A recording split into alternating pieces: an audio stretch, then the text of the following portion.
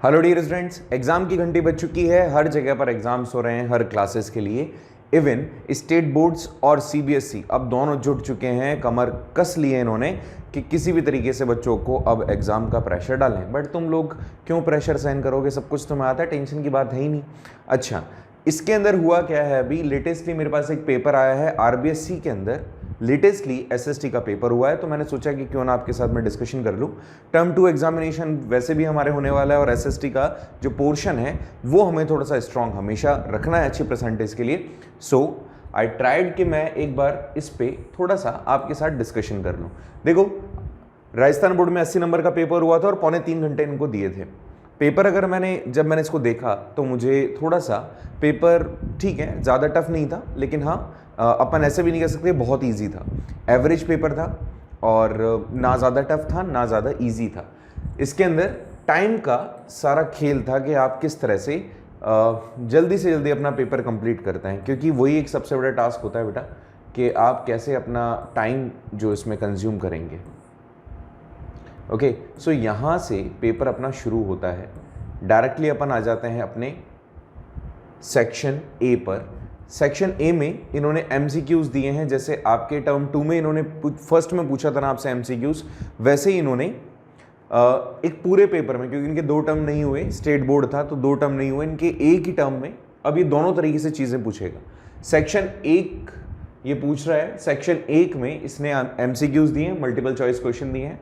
पहला क्वेश्चन देखो कितना सिंपल है, बहुत सारे बच्चों ने इसका आंसर राइट किया होगा कि जो जर्मेनिया है, जर्मेनिया किसका एल्ग्री है, मतलब जर्मेनिया एल्ग्री बन जाता है किस नेशन का।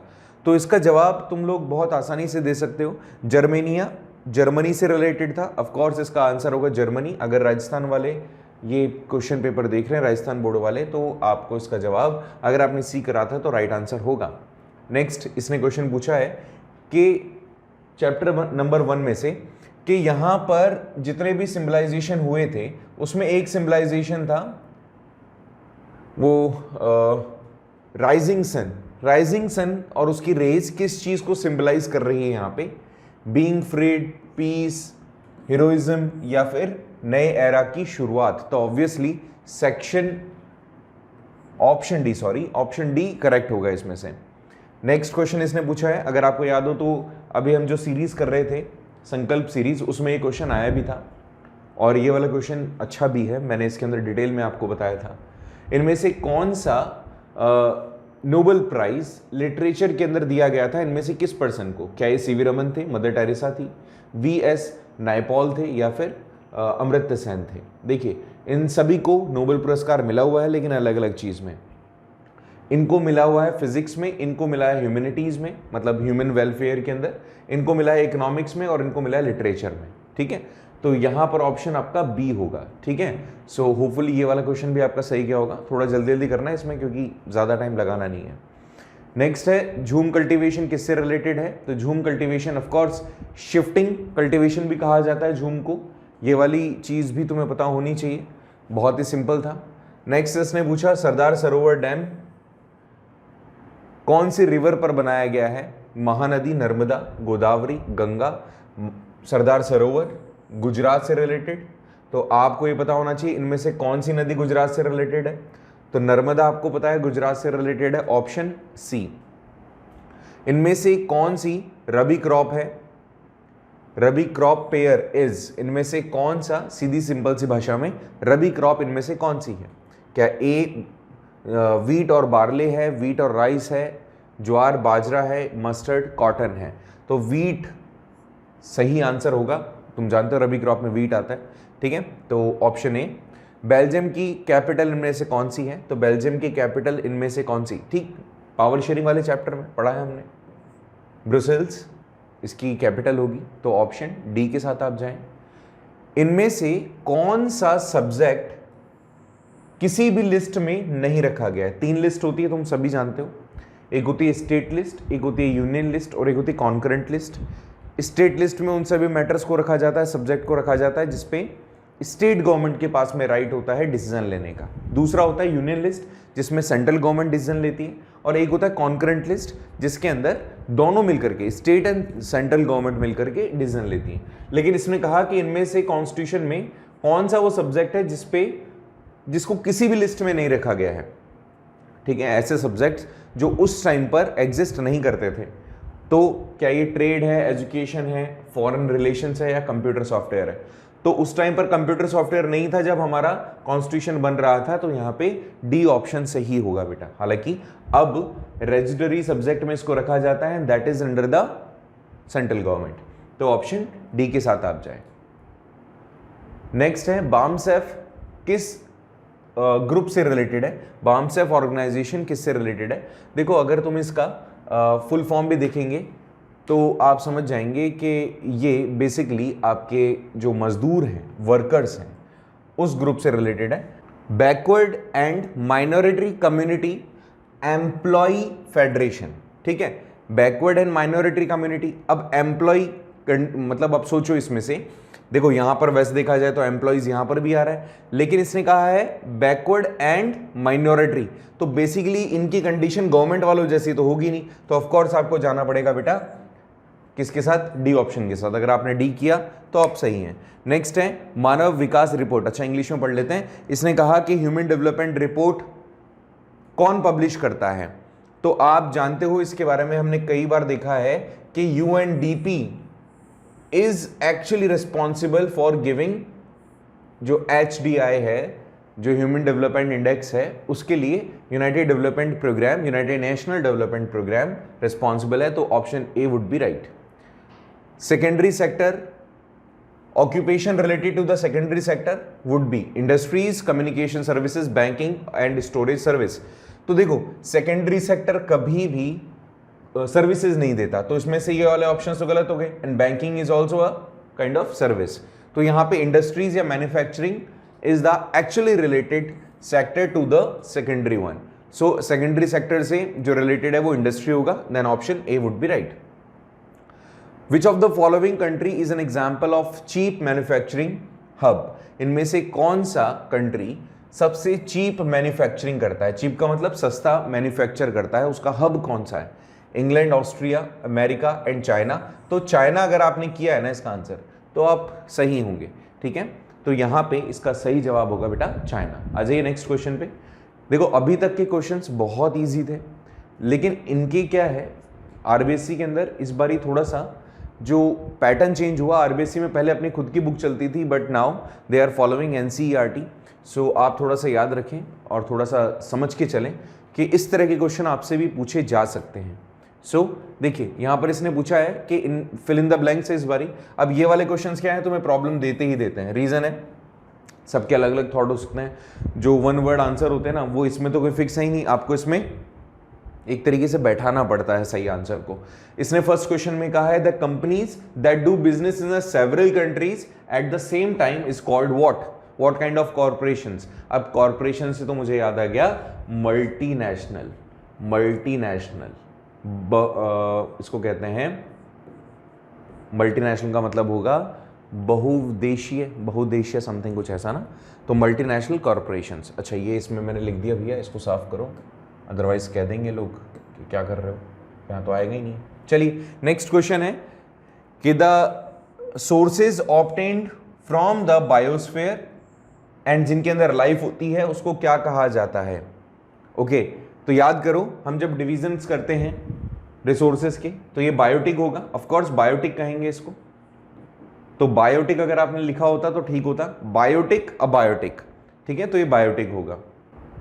नेक्स्ट क्वेश्चन की बात करें तो यहां पे नेक्स्ट क्वेश्चन कहता है कि एक पर्सन जिसके रिलीजियस बिलीव्स डिस्क्रिमिनेट, मतलब दूसरे रिलीजन के साथ डिस्क्रिमिनेट नहीं करते, a person who does not discriminate other on the basis of religion, religious belief, उसको क्या कहा जाता है?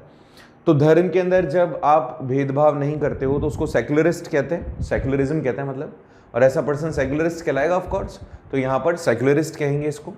नेक्स्ट क्वेश्चन है income of any country is the income of all the citizens कह दो, all the people of that country कह दो, ऑल द सिटीजन सही रहेगा, ज्यादा अच्छा वर्ड रहेगा कि जितने भी उस देश के सिटीजन हैं उन सबकी इनकम होती है, ठीक है, किसी भी देश की इनकम को।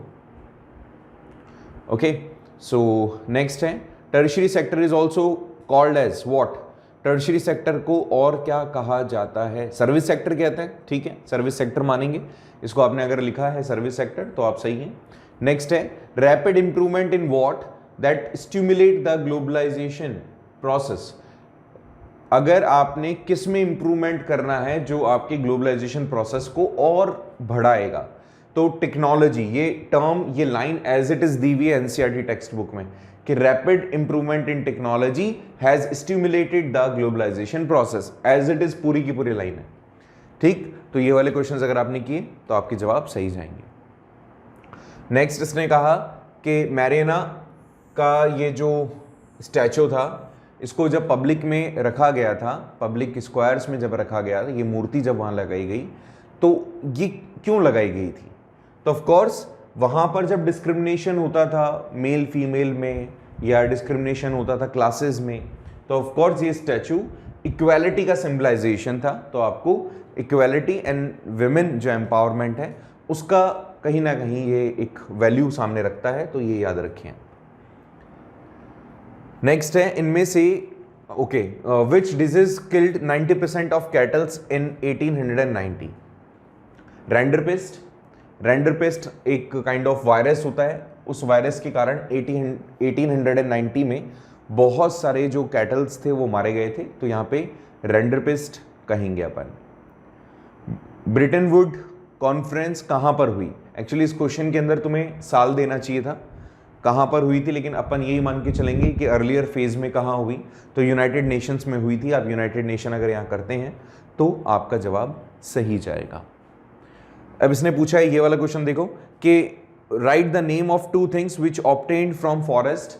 फॉरेस्ट से हमें क्या क्या मिलता है, तो इसमें क्या क्या नहीं लिख सकते आप? बचपन से आप ऐसे लिखते हुए आए हो, ऐसे मतलब ऐसे लिखते हुए आए हो ना, ऐसे मतलब वैसे मत समझ लेना, ऐसे मतलब वो निबंध टाइप कि हमें लकड़ियाँ भी मिलती है, फल फ्रूट मिलता है, हमें बहुत सारी प्रेशियस चीज़ें मिलती है पेड़ पौधों से, हर्बल प्रोडक्ट्स भी मिलते हैं और भी बहुत सारी चीज़ें। तो कुछ भी 2 चीज़ें लिख दो इसमें आप, और आपने लिख दी होंगी मेरे हिसाब से। तो नेक्स्ट क्वेश्चन है, ये वाला क्वेश्चन हो सकता है बहुत सारे बच्चों को कन्फ्यूज़न में पटक दे। नेक्स्ट क्वेश्चन कहता है, देखो हिंदी में पढ़ोगे तो टांका क्या है, और यहाँ पर इंग्लिश में पढ़ेंगे तो टंका क्या है ना, टांका, टंका, ठीक है। और कुछ लोग इसको अलग तरीके से भी देख सकते हैं, बट ये वाला वाटर रिसोर्सेज वाले चैप्टर में से है, ठीक है।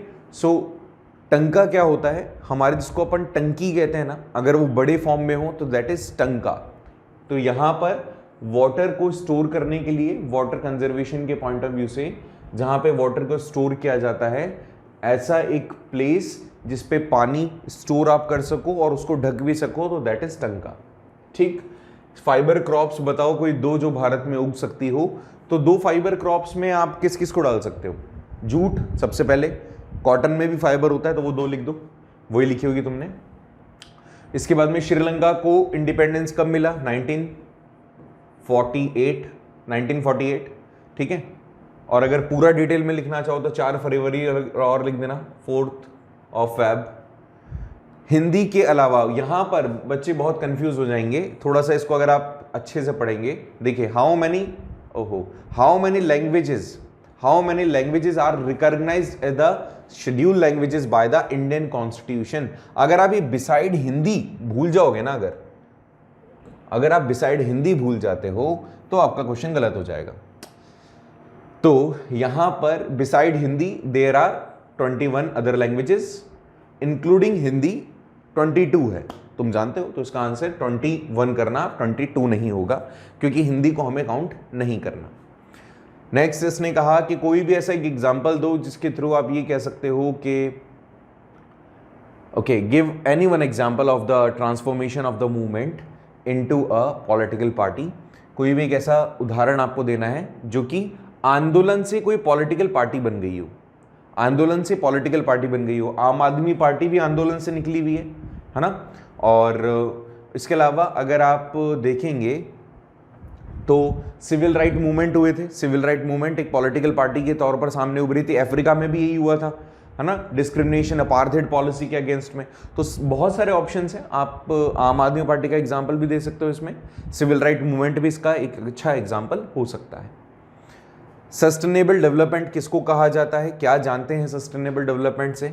अवधारणीय विकास से आप क्या समझते हैं? हिंदी मीडियम के अगर बच्चे हैं तो आप मतलब हिंदी मीडियम वाले इस चीज़ को तो अच्छे से उन्होंने पढ़ा होगा no doubt, but English medium वाले तो इसी से समझ पाएंगे, अगर वो पढ़ते तो शायद कंफ्यूज हो जाते। सस्टेनेबल डेवलपमेंट क्या होता है? तो सस्टेनेबल डेवलपमेंट एक ऐसा डेवलपमेंट मेथड हम मानते हैं जिसमें आज आप अपनी नीड्स को फुलफिल करते हो बट कॉम्प्रोमाइज़ नहीं करते फ्यूचर जनरेशन की, मतलब वो भी उसको यूज़ कर पाए। तो आप ऐसे कह सकते हो कि sustainable development is that process in which you fulfil your need by the using resources but you use in a sensible manner so that future generation can also use them। आप एक सिस्टमेटिक तरीके से एक sensible form में उन resources को use करोगे जिससे कि फ्यूचर जनरेशन भी उसके बेनिफिट ले सके। नेक्स्ट इसने पूछा कि आपके हिसाब से इनमें से कौन से सेक्टर में भारत के लोग ज्यादा एम्प्लॉयड है? According to you where the most of the people of India employed? हमारे यहाँ पर आपने अच्छे से पढ़ा है, चिल्ला चिल्ला के मैंने बताया तुम्हें कि 50% के आसपास का पॉपुलेशन हमारा एग्रीकल्चर सेक्टर में डायरेक्ट और इनडायरेक्ट फॉर्म में जुड़ा हुआ है। तो आप इसको एग्रीकल्चर सेक्टर कहेंगे तो ज़्यादा अच्छा रहेगा, प्राइमरी सेक्टर भी बोल सकते हो। रैनबैक्सी किस टाइप के प्रोडक्ट प्रोड्यूस करती है? ये फार्मास्यूटिकल कंपनी है, इसका आपने नाम भी सुना होगा, रैनबैक्सी वॉलिनी। वॉलिनी आता ना वो स्प्रे दर्द वाला, तो रैनबैक्सी अगर आपने टीवी एड्स में सुना है नाम तो आपको पता होगा कि मेडिसिन वगैरह फार्मास्यूटिकल कंपनी है, ठीक है, तो फार्मा से रिलेटेड है। हालांकि देखो अब क्वेश्चन देखो किस तरह से आए हैं, इसमें कई क्वेश्चन ऐसे रहे जो शायद अगर आपको बेसिक नॉलेज नहीं है या फिर आपको प्रैक्टिकल नॉलेज नहीं है अपने आसपास के सिनेरियो की, तो शायद ये क्वेश्चन आपके गलत हो जाते। चलिए कोई नहीं, ये था हमारा सेक्शन ए और अप्रॉक्सीमेटली इसके अंदर 12 तो आपके 1 मार्क क्वेश्चन हुए और लगभग 12 ही MCQs हुए। शायद मैं ठीक हूं तो देखो एक बार देख लेते हैं। नहीं, 6 आपके फिल इन द ब्लैंक्स थे एंड आई थिंक इतने ही लगभग, हाँ 12 तो MCQs हैं आपके, 6 आपके फिल इन द ब्लैंक्स हैं एंड इसके साथ साथ आपके लगभग 12 1 मार्क क्वेश्चंस हैं। तो लगभग अब तक हमने कितने नंबर का पेपर किया?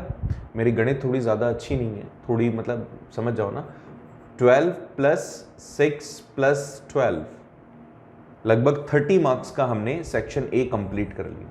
Now it's time for doing section B, let's discuss it. Conservatism क्या होता है? ये चैप्टर नंबर 1 से रिलेटेड है। कंजर्वेटिज्म के अंदर हम हमेशा बात करते हैं कि आप चेंजेस को आसानी से एक्सेप्ट नहीं करते, जैसा हुआ भी था क्लास 9th में भी आपने पढ़ा है। कंजर्वेटिज्म एक तरीके से ओल्ड जो हमारी आइडियोलॉजी होता है उसी को फॉलो करता है। आप रिजिड होते हो बदलाव के लिए, यू कैन नॉट और you don't accept the new ideas, new reformation. So conservatism a kind of ideology in which people actually follow the old ideologies या they never accept the new ideas and reformation, तो वो conservatism होगा। इसने बोला कि for what reason the peasants of the Kheda district were not in the position to pay the revenue. क्या हुआ था खेड़ा डिस्ट्रिक्ट में? तो हम जानते हैं सत्याग्रह मूवमेंट हुआ है यहाँ पे 1917 में, और इसलिए हुआ था क्योंकि वहाँ पे फेमाइन आ गया था, क्रॉप फेलियर हो गया था और उनसे टैक्स मांगा जा रहा था और वो टैक्स नहीं भर पा रहे थे। तो यहाँ पर अगर आपने खेड़ा डिस्ट्रिक्ट के लिए लिखा कि वहाँ पर फेमाइन था and they were not able to pay the taxes, so crop failure and the famine were the reasons जिसके कारण से यहाँ पे रेवेन्यू वो पे नहीं कर पा रहे थे। होपफुली आपने इसको कर लिया होगा। नेक्स्ट क्वेश्चन है, टैरिफ क्या होता है? आयात शुल्क किसको कहते हैं? क्या है आयात शुल्क? देखो नाम से बहुत सारी चीज़ें क्लियर हो जाती हैं। अगर आप यहाँ पे टैरिफ पढ़ते हैं या अगर आप टाइपिंग बहुत अच्छी करते हैं तो तारीफ दिख रहा होगा बहुत सारे बच्चों को, तो बट अगर आप ऊपर पढ़ रहे हैं तो आपको समझ में आ जाएगा। शुल्क का मतलब एक तरीके से टैक्स होता है और आयात का मतलब होता है इम्पोर्ट। और यहाँ पर अगर आप उसका नाम डायरेक्टली इम्पोर्ट टैक्स ना बोल के टैरिफ कहेंगे क्योंकि उसको टैरिफ ही कहते हैं, तो यहाँ पर ऑटोमेटिकली हमारा आंसर क्लियर हो जाएगा कि अगर कोई पर्सन इंपोर्ट कर रहा है किसी चीज़ पे तो उसको उस चीज़ के बदले में टैक्स भी देना पड़ता है उसकी वैल्यू के हिसाब से, ठीक है। एक्चुअली टैरिफ इसलिए लगाया जाता है जिससे कि आप ज़्यादा इंपोर्ट ना करो, तो that is a kind of tax which imposed over the imported goods, जो भी इंपोर्टेड गुड्स है उसके ऊपर टैक्स लगाया जाता है गवर्नमेंट के through, and that is called tariff. Next है कि कोई भी कम्युनिटी है उसके थ्रू कंजर्वेशन जो फॉरेस्ट का किया जाता है उसके बारे में आप ब्रीफ में एक्सप्लेन करें।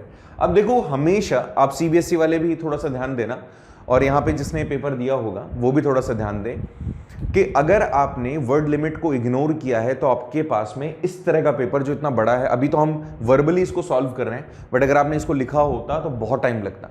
ठीक, तो अगर वर्ड लिमिट आपने सही नहीं कर रखी है, दिमाग में नहीं रखी है, तो क्वेश्चन पेपर जरूर छूटेगा, क्योंकि पेपर बहुत लेंदी है और टाइम भी नहीं है ना, पूरा 2.25 घंटे ही है, 2.45। सो यहाँ पे एक्सप्लेन करें forest conservation by the communities, कि बहुत सारी कम्युनिटीज जो टोटली डिपेंडेंट है फॉरेस्ट पर, जो गवर्नमेंट भी एक्सेप्ट करती है कि ये कम्युनिटीज, जैसे जो ट्राइबल ग्रुप्स होते हैं जो पूरे तरीके से डिपेंडेंट होते हैं फॉरेस्ट पर, उनके एरियाज को पूरे तरीके से उन्हीं को सौंप दिया जाता है।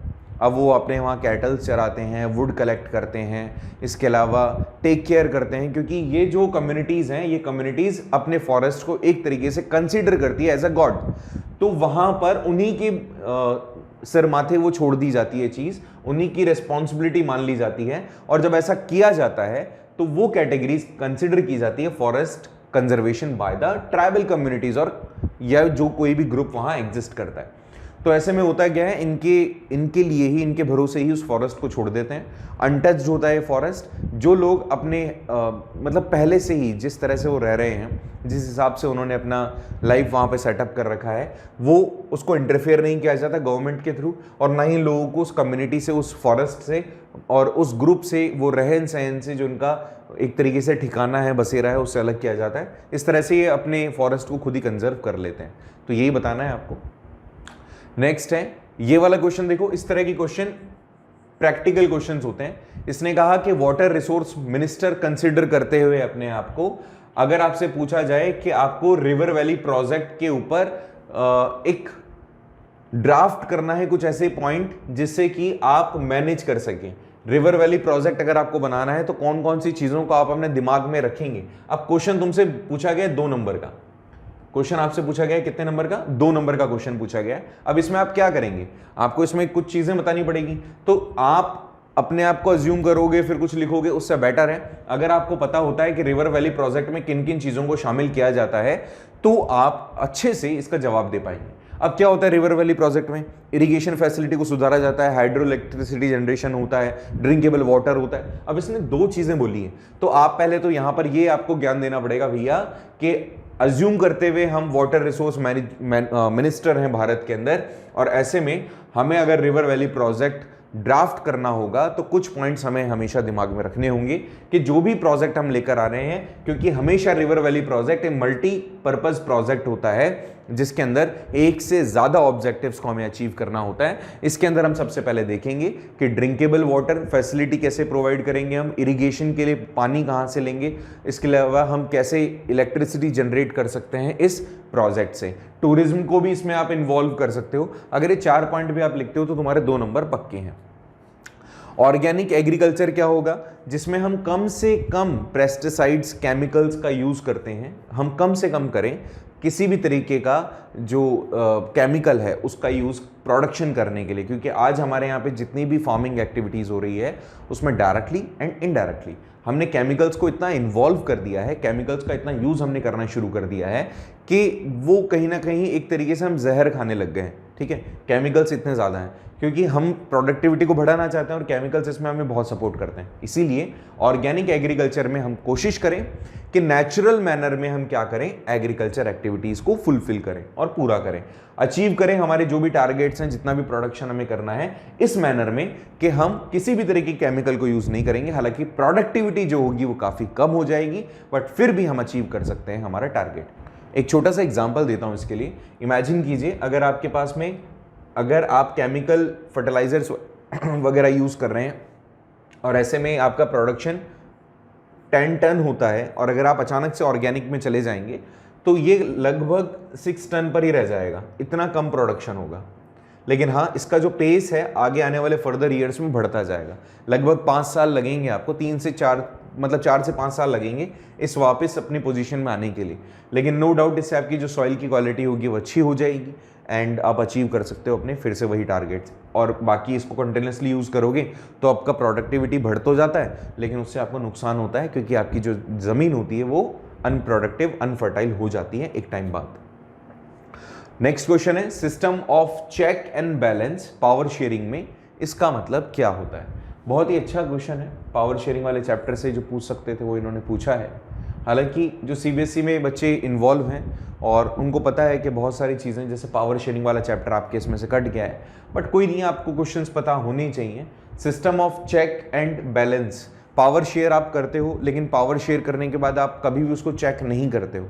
आपने एक बार पावर जिसके साथ शेयर की है, आपको अब मतलब कभी भी ऐसा कोई आपने मैनेजमेंट नहीं बैठाया कि आप अपनी पावर को वापस से, जिसको आपने पावर दी है, कि क्या वो उस पावर का सही तरीके से यूटिलाइजेशन कर रहा है, क्या यूज सही हो रहा है। अगर नहीं हो रहा है तो यहां पर यही बात बोलता है कि पावर शेयरिंग में पावर जिसको आपने बांटी है उसको आपको चेक करना जरूरी है। साथ ही साथ पावर को जो आप शेयर कर रहे हो वो एक सही बैलेंस में शेयर होना चाहिए, सो कोई भी पर्सन अपनी पावर का मिसयूज ना कर सके। साथ ही साथ अगर किसी को पावर शेयर की गई है तो उसके ऊपर वाली अथॉरिटी हमेशा इस चीज को अश्योर्ड करे that people should not misuse that power जो भी उनको वेलफेयर ऑफ सोसाइटी के लिए दी गई है। ठीक, तो ऐसे में ही बताना था, 2 नंबर का क्वेश्चन है, ज्यादा तुम्हें दिमाग लगाना इसमें नहीं है। नेक्स्ट क्वेश्चन में कह रहा है कि according to your view what is difference between sectional interest group और public interest group, explain by the example. अच्छा क्वेश्चन है। अगर इसका 2 नंबर का है तो ऑफ कोर्स आपको पहले तो इसके बारे में और इसके बारे में एक एक चीज भी लिख देते हो और एक एक उदाहरण भी लिख देते हो तो 2 नंबर पूरे हो जाएंगे।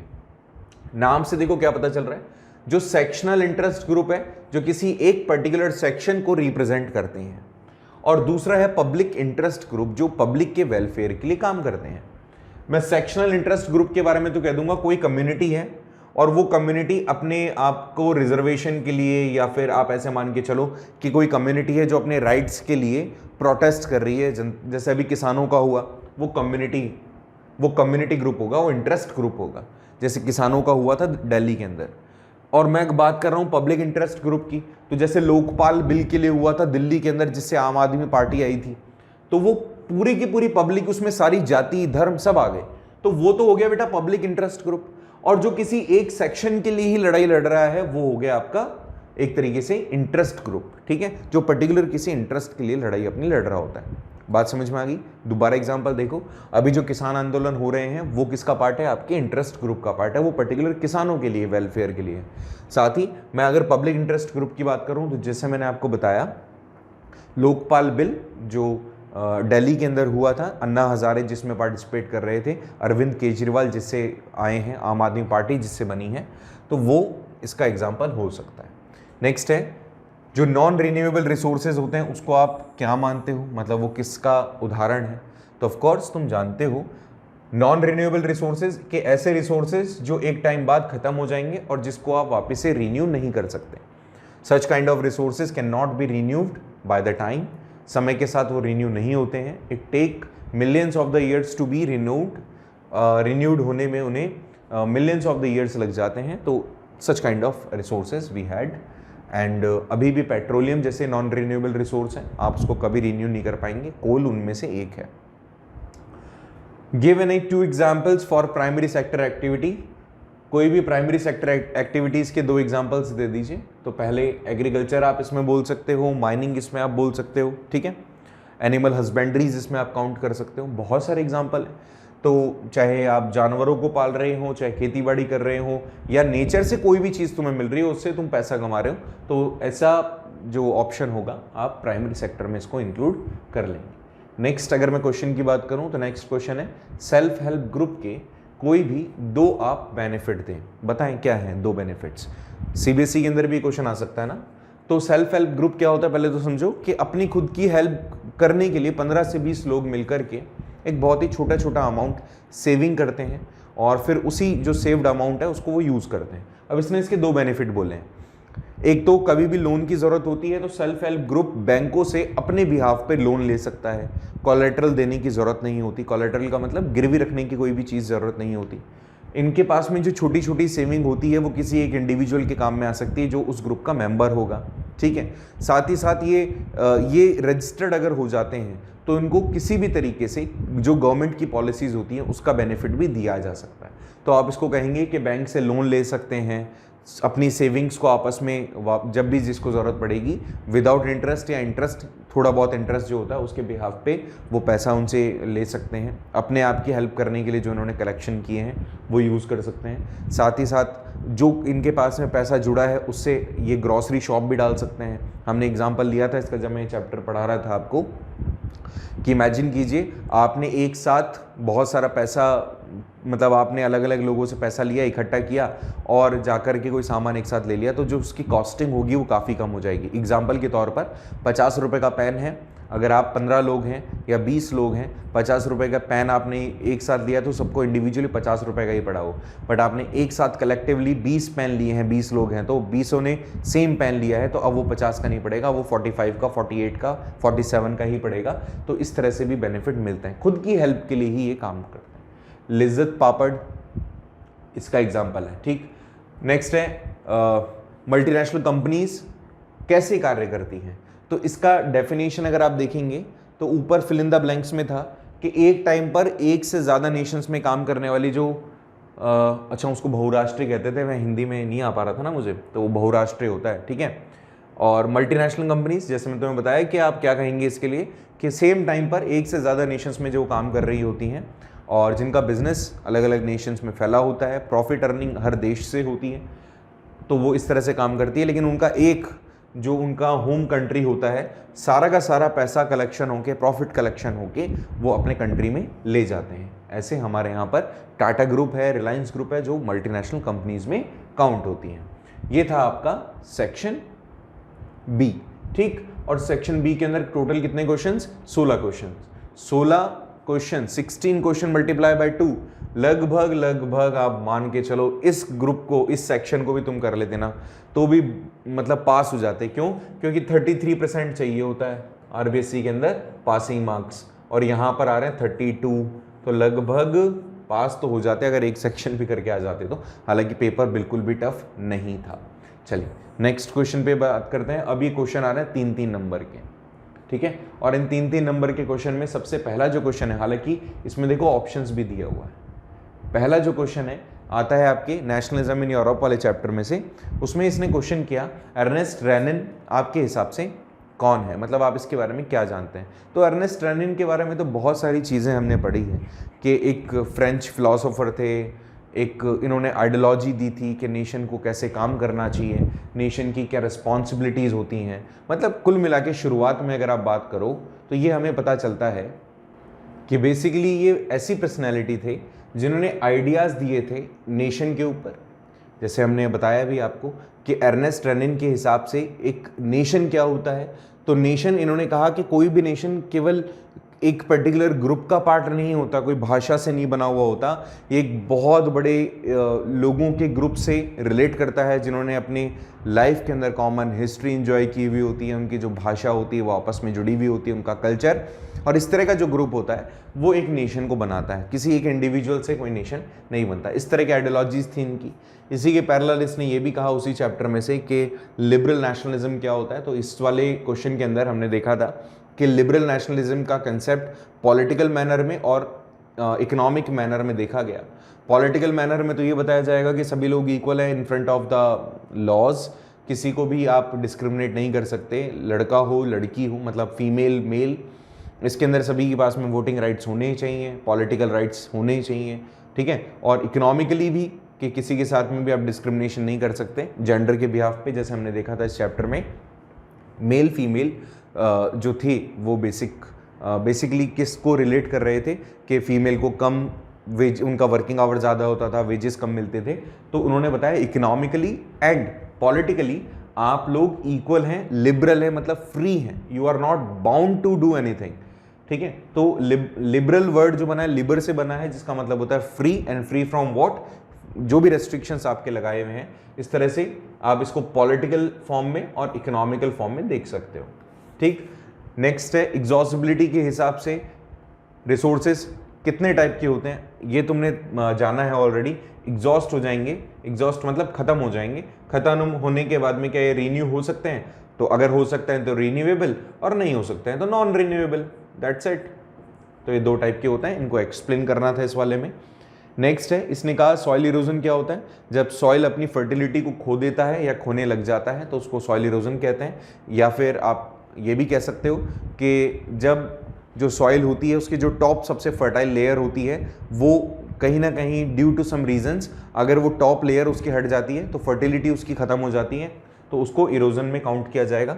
सॉइल इरोजन के कारण अगर पूछ रहे हैं तो एयर भी होता है, वाटर भी होता है, पेस्टिसाइड्स भी होते हैं, माइनिंग भी होती है, ये बहुत सारे ऑप्शंस हैं इसके, है ना। हवा से भी जो टॉप लेयर होती है उसकी सॉइल की वो हट जाती है, पानी के साथ तो चली जाती है, ठीक है। माइनिंग के कारण डस्ट वगैरह उड़ती है तो डस्ट उस पर जाके बैठ जाती है, वो भी फिर फर्टिलिटी ख़त्म कर देती है। या फिर आप जो भी हार्वेस्ट वगैरह कर रहे हैं तो उसमें अगर फर्टिलाइजर्स वगैरह डाल रहे हैं तो उससे भी ये प्रॉब्लम होती है। कैसे कंजर्वेशन कर सकते हैं? तो बहुत सारे मेथड होंगे, पेड़ लगाओ आप अच्छे से, फर्टिलाइज माइनिंग्स वगैरह है, अगर ऐसा कुछ है तो आपको वहाँ पे पार्टीशन करना पड़ेगा, बड़े पेड़ लगाने पड़ेंगे बॉर्डर्स की तरफ, ठीक है। और सबसे अच्छा तरीका तो इसमें पेड़ लगा कर के आप बचा सकते हो। इसमें देखो 1 मार्क का बोला है तो ज़्यादा आप इसमें लिखेंगे तो कोई नीड नहीं है, आप काफ़ी छोटे हिस्से में भी लिख करके, मतलब जितने हमने डिस्कशन किया उसके हिसाब से आप लिख सकते हो। नेक्स्ट इसने बोला है कि सोशल डिविजन्स के 3 कैटेगरीज बताएं। ये वाला है ना डायरेक्ट भी दिया हुआ है, सोशल डिवीजन के 3 डिटर्मिनेंट्स क्या हैं, मतलब आपके लिए 3 सोसाइटी में डिवीजन के क्या पहलू हैं। तो देखो पहली चीज तो आप अपने आप को देखते कैसे हो, ठीक है। अगर हम इसको गवर्नमेंट के और हमारे चैप्टर के हिसाब से देखें तो उन्होंने कहा है कि how a person see it's identity, और दूसरी चीज फिर वो जो अपनी आइडेंटिटी देख रहा है उस पर जो दूसरे लोग हैं, मतलब जो रिप्रेजेंटेटिव्स हैं, उस आइडेंटिटी को कैसे परस्यू कर रहे हैं, और जो आपकी डिमांड्स है उस आइडेंटिटी के साथ में, तो गवर्नमेंट उस डिमांड पे कैसे रिएक्ट कर रही है। तो दीज आर द 3 एलिमेंट्स कि आपकी आइडेंटिटी क्या है, आपके रिप्रेजेंटेटिव उस आइडेंटिटी को कैसे परस्यू करवा रहे हैं, साथ ही गवर्नमेंट उसको कैसे आपके सामने, मतलब आपकी जो डिमांड्स है उस पर रिएक्ट वो कैसे कर रही है। सो सच राइट्स, मतलब सच थिंग्स आर देयर। अब नेक्स्ट है origin of social differences. Social differences कैसे होते हैं? बाय बर्थ हो सकते हैं, बाय कल्चर हो सकते हैं, लैंग्वेज हो सकते हैं, ठीक है। और इसके अलावा आप जिस कैटेगरी से बिलोंग करते हैं, आप एजुकेटेड हैं, अनएजुकेटेड है, एम्प्लॉयड है, अनएम्प्लॉयड है, तो सोशल कैटेगरी के जो ओरिजिन है बाय बर्थ से स्टार्ट होता है, मतलब आपके जन्म से स्टार्ट होते हैं, और फिर आपके धर्म, आपके काम करने तक और आपकी पोजीशन तक ये चले जाते हैं। तो आपको इसको ऐसे लिखना था, होपफुली आपने लिख दिया होगा, डिटेल में आप इसको लिख सकते थे। अगर आपने क्वेश्चंस को एमसीक्यूज फॉर्म, मतलब उसको पॉइंट वाइज लिखा है ना, तो आपकी प्रोबेबिलिटी ज़्यादा है कि आपके नंबर ज़्यादा अच्छे आ सकते हैं। नेक्स्ट क्वेश्चन में इसने कहा है कि बैंकों, अगर हिंदी में पढ़े तो बैंकों से आपको कौन कौन सी फैसिलिटीज़ मिलती है, किन्हीं 3 के बारे में आप बताएं। What kind of facilities you are getting from the banks, mention any 3 number का क्वेश्चन है। लोन मिलता है, ठीक, आपको इंश्योरेंस भी मिलता है बैंकों के थ्रू, इसके अलावा आप पैसा जमा भी करा सकते हो, ठीक है। आपको लॉकर की सुविधा भी मिलती है, आपके कोई असेट्स अगर ऐसी है, गोल्ड ऑर्नामेंट्स वगैरह हैं तो वो भी बैंक में जमा करा सकते हो। तो लोन मिल गया, सिक्योरिटी मिल गई आपको, लॉकर सुविधा मिल गई, इसके अलावा आपने अपने पैसे को भी जमा करा दिया। तो इस तरह से 3 हो गए हैं, 3 आप कर सकते हो, पैसा जमा करा देना, बैंक से लॉकर मिल जाना और लोन ले लेना, ठीक। इसी के पैरेलल एक क्वेश्चन आता है कि बैंक में अगर आपने एक, हाँ हिंदी में पढ़ते हैं पहले, बैंक जमा के एक बहुत बड़े भाग को ऋण के तौर पर इस्तेमाल करता है। मतलब बैंक के पास में जो भी डिपॉजिट्स होते हैं, कि banks are using the large part of their deposits for giving the loans. If you are actually agree with this statement, अगर आप इस स्टेटमेंट से एग्री हैं तो क्या पूछ रहा है ये, अगर इस स्टेटमेंट से आप एग्री करते हो तो एक्सप्लेन करो अपने व्यूज। बिल्कुल करते हैं, क्योंकि देखो पहली चीज तो क्या है, बैंक अपना बहुत बड़ा हिस्सा मतलब एज अ लोन देगा। क्यों देगा? क्योंकि आरबीआई का इसमें एक तरीके से इंटरफेरेंस है, आरबीआई उनको गाइड करता है। पहले तो ये कहता है कि आप अपने पास में आरडीआर रखो, reserve deposit ratio. Reserve deposit ratio का मतलब लगभग आपको 15% तो अपने पास में रखना पड़ेगा, जो भी आपके पास में डिपॉजिट्स आ रही हैं। रेस्ट ऑफ द अमाउंट को आप यूज कर सकते हो। लगभग 85% से आपके पास में जो अमाउंट बचा हुआ है उसको आप लोन में दो। और ऐसा इसलिए होता है क्योंकि बैंक को अर्न करना होता है एक इनकम। और इनकम कैसे अर्न करता है वो, कि जो डिपॉजिटर ने पैसा डिपॉजिट किया है बैंक में, और बैंक जब उसको किसी पर्सन को एज ए लोन देता है, ठीक है, बोरोवर को मान लो, तो ऐसे में जो लोन का परसेंटेज मतलब इंटरेस्ट का परसेंटेज जो इसको मिलता है लगभग वो 14% तक होता है, और ये जो इंटरेस्ट देता है डिपॉजिटर को वो लगभग 2 से 4% तक होता है। तो इसके बीच का जो डिफरेंस होता है वही एक्चुअल बैंक की इनकम होती है। तो बहुत सारे रीजन है कि ये स्टेटमेंट बिल्कुल करेक्ट है, तो होपफुली आपने इसको सही किया होगा। नेक्स्ट यहां पर ऑप्शन मतलब सेक्शन एक नया स्टार्ट हो जाता है, that is section D. Hopefully यहां तक तो आपको कोई तकलीफ नहीं है। अब आ जाओ यहां पर सेक्शन डी क्या कह रहा है, अब इसको जल्दी जल्दी कर लेते हैं। सेक्शन डी का पहला क्वेश्चन जैसे मैंने तुम्हें बताया कि यहां पे आपको एक्टिविटीज डिस्क्राइब करनी है, डिस्क्राइब करनी है जो नॉन कॉपरेशन मूवमेंट के दौरान हुई थी सिटीज में। तो सिटीज में क्या किया था, लोगों ने जॉब छोड़ दी थी, स्टूडेंट्स ने कॉलेजेस जाना छोड़ दिया था, लोगों ने बॉयकॉट कर दिया था जो फॉरेन क्लोथ्स थे, फॉरेन गुड्स थे उसका। इवन उन्होंने बॉन फायर भी कर दिया था, कपड़ों का मतलब वो बना करके, ग्रुप बना करके, क्या कहते हैं उसको, एक इकट्ठे करके आग लगा दी थी। तो वो चीज़ भी हुई थी सारी सिटीज़ के अंदर, ये हुआ था। अगर आपने ये क्वेश्चन नहीं किया तो ये बताओ गांधी जी ने अनटचेबिलिटी को कैसे अबॉलिश करने के लिए काम किया।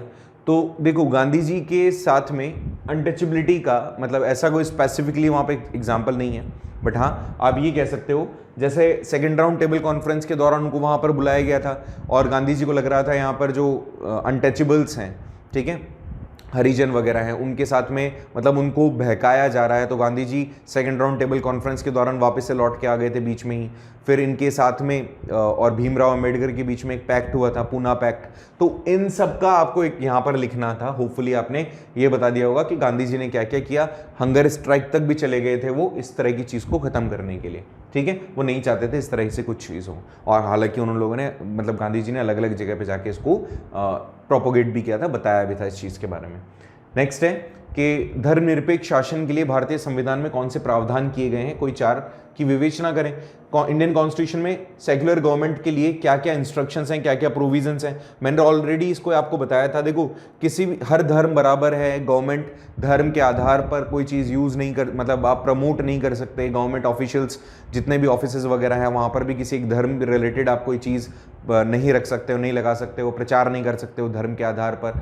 तो हर धर्म को इक्वलिटी होगी, हर एक इंसान के पास में अपने धर्म को लेकर के मतलब जिस भी धर्म को प्रैक्टिस करना चाहता है, प्रोपोगेट करना चाहता है, वो कर सकता है। तो इस तरह की चीज़ें प्रोविजंस इंडियन कॉन्स्टिट्यूशन में है, और हमारा गवर्नेंस सेक्युलर फॉर्म में रहे इसी चीज़ के लिए उनको रेस्ट्रिक्ट किया है कि गवर्नमेंट किसी पर्टिकुलर धर्म को आधार बना करके काम नहीं कर सकती है। इवन ऐसा होना भी नहीं चाहिए किसी भी गवर्नमेंट ऑफिसेज वगैरह में।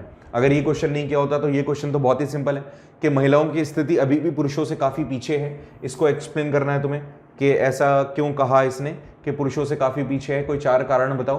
तो पढ़ी लिखी कम है, सोसाइटी हमारे यहाँ पर मेल डोमिनेटेड है, इसके अलावा हायर एजुकेशन के लिए गर्ल्स को बाहर नहीं भेजा जाता है।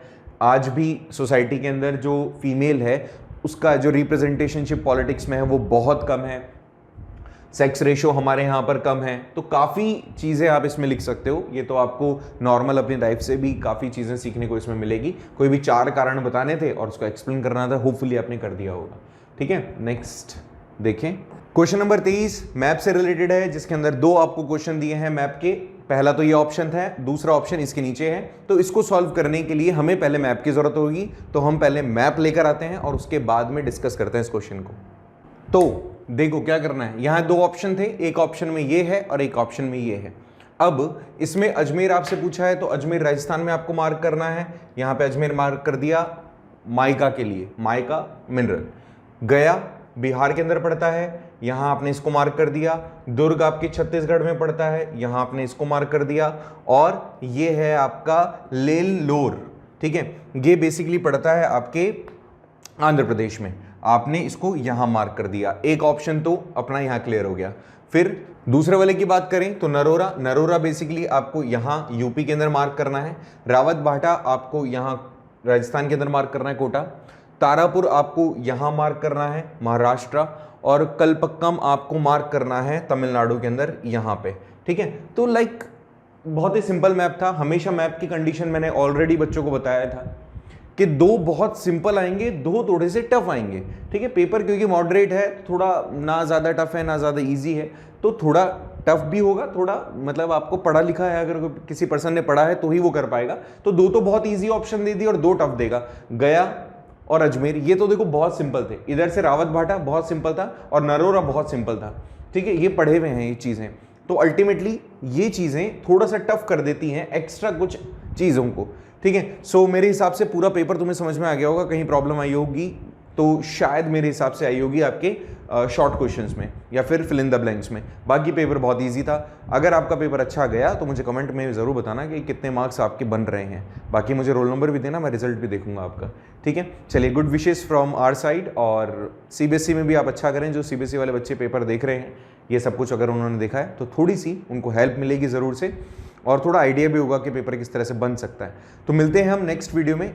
कोशिश करते हैं, अगर और भी कोई स्टेट वाले बच्चे देख रहे हो तो उनका पेपर अगर है तो मुझे ज़रूर फॉरवर्ड कीजिएगा, मैं उस पर भी एक वीडियो ज़रूर बना के आपको दूंगा। Thank you so much for joining this class. मिलते हैं नेक्स्ट क्लास में।